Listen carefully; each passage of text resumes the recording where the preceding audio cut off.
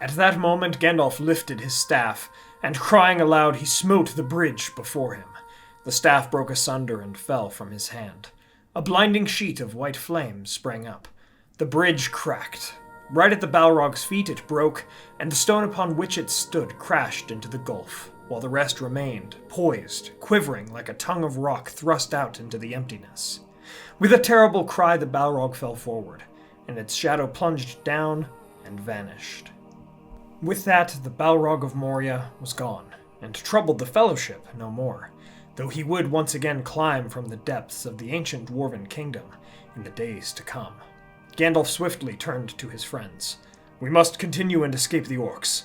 Bewildered by what they had just seen, the Fellowship continued through to the first hall and out of Khazad-dûm's eastern gate in the Dimril Dale.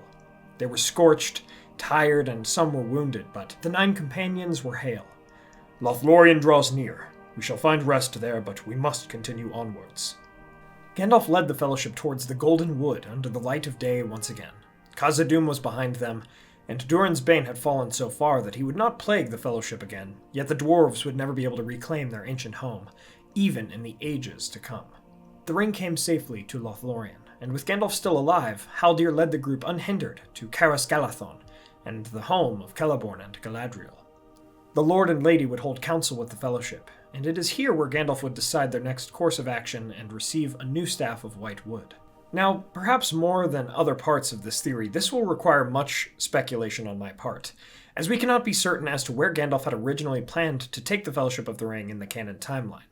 We know that in The Return of the King, Gandalf seems surprised and even frightened that Frodo and Sam took to the Morgul Vale and Cirith Ungol, likely meaning that he had not planned to take them there himself. Yet Gandalf was far wiser than to take them through the Black Gate directly. Therefore, seeing that the Fellowship had once attempted to climb over the Misty Mountains before this point in the story, even as Thorin's company had once done further to the north, I think Gandalf would have opted to try to scale the Ash Mountains of Mordor in the north, and then go across Mordor unnoticed, until they finally reached Mount Doom. Of course, I cannot be entirely sure of Gandalf's plan, but this seems logical to me. Thus, it would be in Lothlorien that many fates were decided.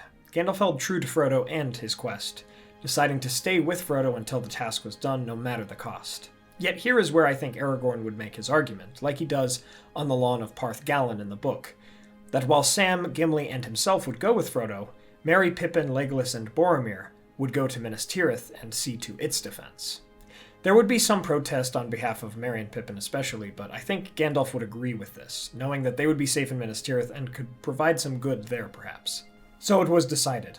Gandalf, Aragorn, Gimli, and Sam would continue to accompany Frodo towards Mordor, and Boromir, Legolas, Merry, and Pippin would continue on to Minas Tirith to deliver a word of warning to Denethor that Mordor was preparing a great strike against them, and that they should also send aid to Rohan to fend off Saruman.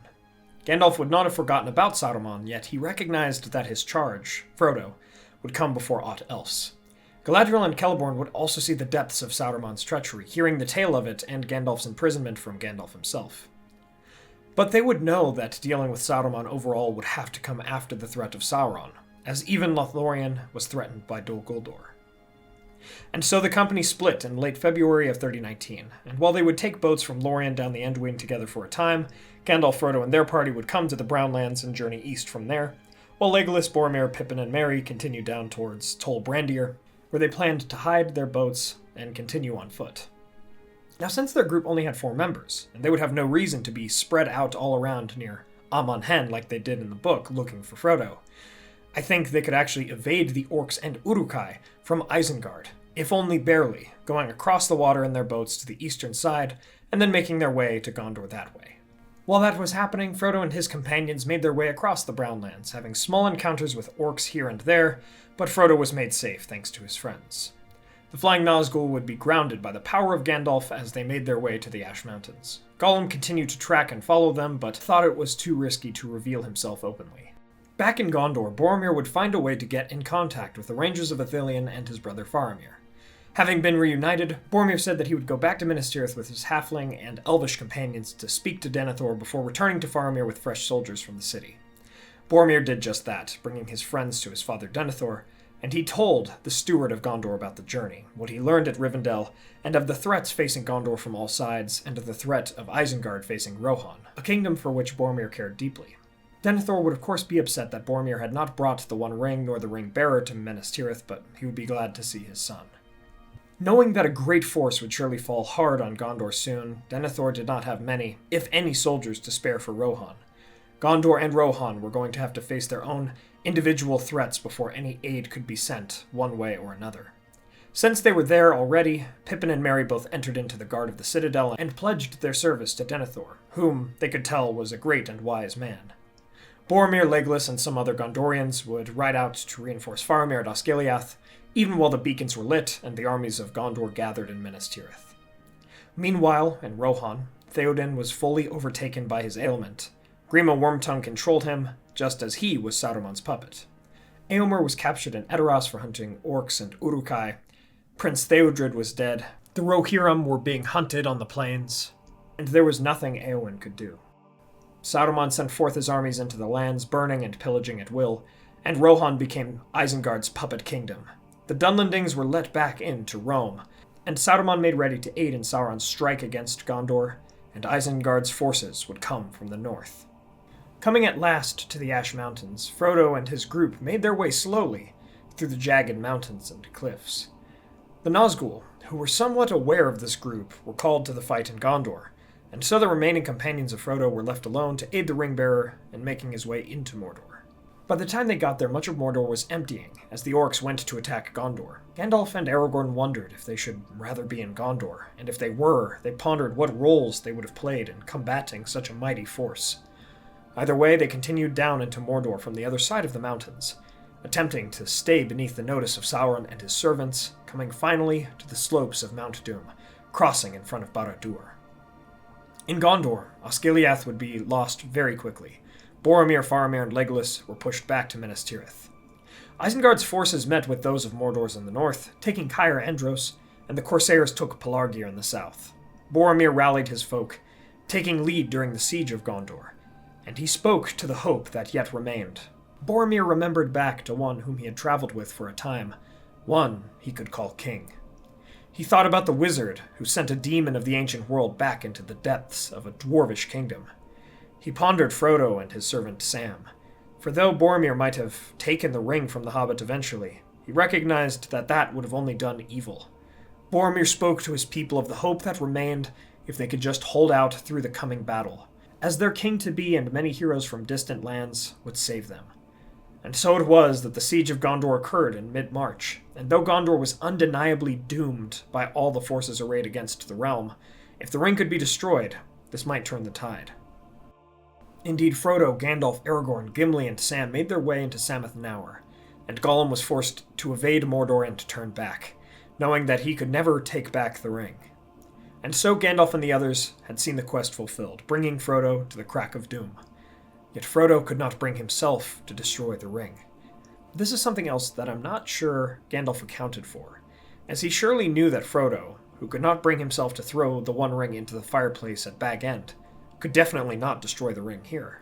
Gandalf and the others grew desperate, not allowing Frodo to leave Orodruin with the ring, yet not wanting to take the ring themselves and be corrupted. Gandalf attempted to use the persuasive and inspirational powers of Narya to compel Frodo to destroy the ring, yet those powers paled in comparison to the ruling ring itself. And so, with Gondor fighting to maintain its very existence, and time running out, Gandalf apologized to his friends, and to Frodo in particular. "My friend, it must end here. If you do not have the will to destroy the One Ring, then I have no other choice." Using his power as a wizard and a Maya, Gandalf broke Frodo's will and mind, mastering him to throw the ring into the fires of Mount Doom, and bring Sauron's time in Middle-earth to an end. This was so. The armies of Mordor, which had conquered most of Minas Tirith by this time, dispersed, even as their Nazgul commanders perished. The forces of Isengard were dismayed, and Saruman, far away in Orthanc, sensed this powerful shift in Middle-earth. Galadriel, who had known of Gandalf's plans, sent Gwaihir and the other eagles to Mordor to save Gandalf and the others from the fire, and so it was that Middle-earth was saved, but at heavy cost. Some Gondorians around the kingdom had remained, yet many, including Faramir and Boromir, had died in the defense of the city. Denethor was taken by madness and brokenness, and would not survive much longer after the battle. Prince Imrahil would inherit the stewardship of Gondor, being Denethor's brother-in-law, and he surrendered the rule of Gondor to Aragorn, King Elisar, and would be made the new steward. With the Hands of Healing, Aragorn saved and aided many. He even tried, with the aid of Gandalf, to repair Frodo's broken mind, yet they were only partially successful. But northwards, in Rohan, only few of the Horse Lords remained, and with the little strength left in Gondor, as well as the power of the realms of the members of the White Council, Lothlorien, Rivendell, and Lindon, the forces of Sauron would be defeated in the coming year, with Sauron himself being taken hostage by the White Council so that he might be taken to the uttermost west and judged by the Valar there. The scouring of the Shire was ended by Sam, Merry, and Pippin, with a broken Frodo in tow, and eventually the Third Age would end at roughly the same time as it does in the book, as Gandalf and the others, taking Frodo and Sauron with them, would leave for Valinor. Middle-earth was saved, but it was a very bittersweet victory, with much sorrow and loss. Yet in the coming age, the realms of men would be rebuilt. In the canon, we can see just how necessary Gandalf and the others being in Rohan and Gondor was. But in this way, I still think Gandalf would have gotten Frodo to Mount Doom one way or another, but it would have cost the West quite a lot. And so we come to the end of our theory about what if Gandalf had not fallen in Moria.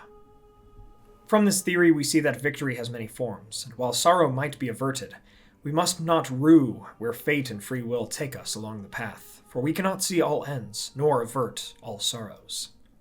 Hey everyone, Yoyston here, and I hope you all are doing well, wherever you are in Middle-earth. I hope you all enjoyed that theory and found it both interesting and thought-provoking. If you enjoyed it, please don't forget to hit that like button and share this with a friend. Just like with any theory, this is one of many ways it could have happened, and my estimation is based on lore and my knowledge from the books, but what do you all think? Would it have happened like this or some other way? Let me know in the comments below. Thanks to our Valar tier patrons, Adrian De la Torre, Chris Ortner, Kyle Wetzel, Peter Sheppard, Jonathan Putnam, Mark Kralick, Blair Scouten, Merten, John Hume, Sam McBee, Matt Sibbach, Elizabeth Calvert, Maz Gibbs, Ben Gardner, Condar, Reese Jenkins, Adam Petralik, Kuzan, Brandon Glidden, Molly Sullivan, Daniel Burns, Anthony Harmon, Dorwin Gray, and Arthur and Merlin, our newest Valar tier patrons. Thank you so much, and thanks to all of our patrons and YouTube members. It really means a lot. Please subscribe and hit that bell button to join the Men of the West and all of the Free Peoples today. And I'll see you all again next week with a region spotlight on Regien, land of the Ring Crafters. You all are the best, my friends. Thank you all so much for joining me on this adventure. Until the next one.